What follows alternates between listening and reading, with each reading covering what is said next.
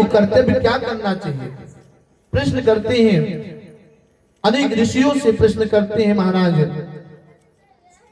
अत्रि वशिष्ठ सुन करके च्यवन शरद्वान अवृष्णमेवी भृगु अंगिरा पराशर विश्वामित्र परशुराम आदि सभी वहां आ जाते हैं और आकर के उनसे परीक्षित जी एक ही प्रश्न करते हैं, महाराज जिसके पास 7 दिन ही हो उसे क्या करना चाहिए जिससे उसकी मुक्ति हो जाए, वैकुंठ धाम की प्राप्ति हो जाए, जिसे भगवान के चरणों में वास मिल जाए। सब संत महात्मा विचार कर रहे थे। कोई कहते हैं राजन आप हाथी दान करो, घोड़ा दान करो, धन दान करो, तुला दान करो इत्यादि अनेक प्रकार के उपाय बताते हैं। गीता का पाठ करो, अनेकों उपाय बताते हैं, पर उस सबसे बस आपको वैकुंठ की ही प्राप्ति हो सकती है, भगवान की प्राप्ति नहीं हो सकती है। महाराज एक दिन मैया पार्वती और शंकर जी बैठे हुए थे। शंकर जी तो कहीं चले जाते हैं, मैया बैठ करके भोजन बनाने लगती हैं भोले बाबा के लिए। इतने में नारद जी आते हैं।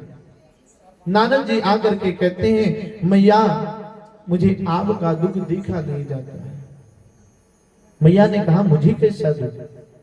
मैं देवादिदेव की पत्नी हूं, मुझे कौन सा दुख होगा? बाबा नारद कहते मैया यही तो दुख है कि भोले बाबा आपसे छुपाते रहते हैं, बस यही कहते हैं कि मैं आपसे बहुत प्रेम करता हूं। मैया ने कहा नारद क्या अनाप शनाप बक रहे हो? भोले बाबा हमसे कुछ नहीं छुपाते, सारी बात बताते हैं। नारद जी ने कहा अच्छा मैया सारी बात बताते हैं? कहा हाँ सारी बात बताते हैं। तो कहा कभी उन्होंने ये कहा है कि जो गले में मुंडमाला पहनते हैं वो क्या है, किस लिए पहनते हैं, कभी बताए? मैया ने कहा नहीं नारद कभी नहीं बताया।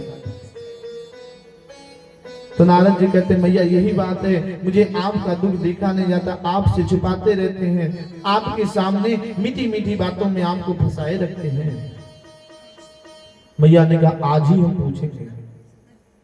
महाराज शाम हुई, बाबा भोले आते हैं। जब घर पे मैया को बुलाने लगे तो मैया बोलती ही नहीं, गुस्से में बैठी हुई है।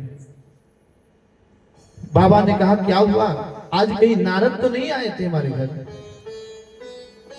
क्योंकि नारद जिनके घर जाते हैं उनके घर ही कुछ ना कुछ लगा देते हैं। अगर प्रेम करते हैं तो लगा देते हैं और जिनमें झगड़ा हुआ रहता उनको सुलझा देते हैं। नारद जी का एक ही काम है। तो कहते हैं कि मैया बताओ नारद तो नहीं आए थे? कि हाँ आए थे नारद, और बता करके भी गए हैं कि आप जो हमसे छल करते हो, कपट करते हो, वो सारी बात बता करके गए। भोले बाबा कहते कौन सी बात हम छल कपट करते? हे गौरा आपसे ज्यादा प्रेम मैं किसी को नहीं करती हूँ, कभी छल नहीं किया, कोई बात आपसे नहीं छुपाया।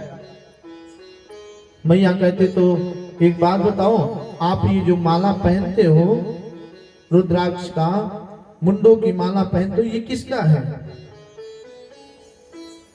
बाबा ने कहा ये आपका ही है। कि मेरा है? कहा हाँ ये आपका ही माला है, मुंडों की माला आपका ही सिर है।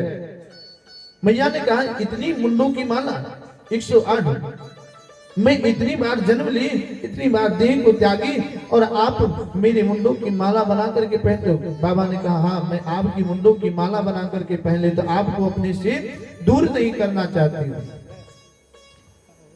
महाराज मैया ने कहा तो आप एक बार भी